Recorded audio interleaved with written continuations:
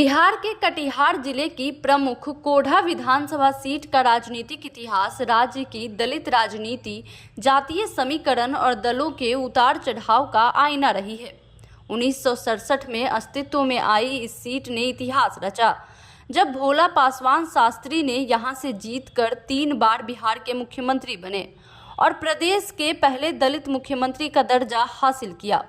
यह वह सीट है जिसने न सिर्फ बिहार को उसका पहला दलित मुख्यमंत्री दिया, बल्कि सामाजिक न्याय की राजनीति को भी नई दिशा दी। कोढ़ा विधानसभा सीट की शुरुआत वर्ष 1967 में हुई और इसी वर्ष पहली बार यहां से भोला पासवान शास्त्री विधायक बने।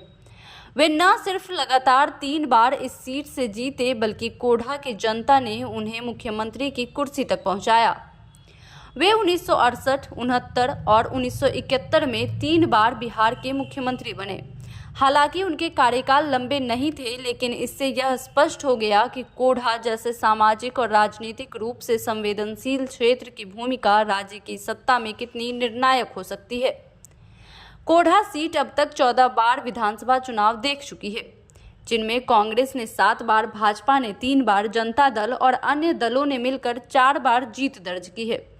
इस सीट के मतदाता कभी किसी एक पार्टी के साथ लगातार नहीं रहे, बल्कि समय समय पर नेताओं की छवि, सामाजिक समीकरण, पार्टी के घोषणा पत्र और स्थानीय मुद्दों के आधार पर अपनी राय बदलते रहे हैं।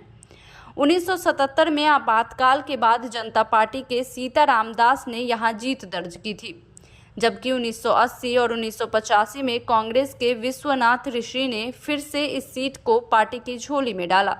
1990 और 1995 में जनता दल ने सीताराम दास के माध्यम से इस सीट पर अपनी पकड़ मजबूत की। 21वीं सदी की शुरुआत में कोढ़ा सीट ने भाजपा को एक नई पहचान दी।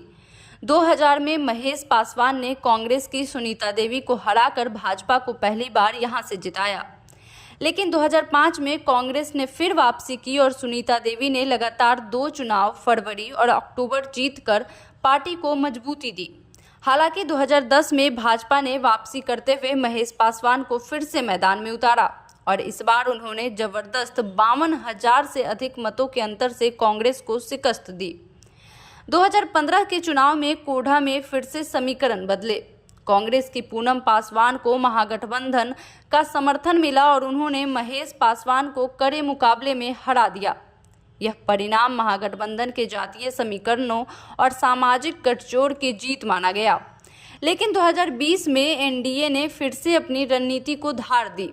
भाजपा ने इस बार महिला उम्मीदवार के रूप में महेश पासवान की पत्नी कविता देवी को टिकट दिया और उन्होंने भारी मतों से जीत दर्ज कर कोढ़ा में भाजपा का परचम फिर से लहरा दिया। कविता देवी को रिकॉर्ड 1,04,625 वोट मिले थे, जबकि पूनम पासवान को 75,687 वोटों से संतोष करना पड़ा। राजनीतिक विश्लेषकों की माने तो कोढ़ा सीट का भविष्य जातीय संतुलन, महिला मतदाताओं का झुकाव, मुस्लिम वोट बैंक की दिशा, स्थानीय मुद्दे और प्रत्याशियों की व्यक्तिगत पकड़ पर निर्भर करेगा। कोढ़ा की राजनीति में यादव, मुस्लिम, दलित और कुशवाहा समुदाय की भूमिका अहम रही है और यहां हर चुनाव में यह देखा गया है कि गठबंधन और उम्मीदवार के चयन में जरा सी चूक भी समीकरण पलट सकती है।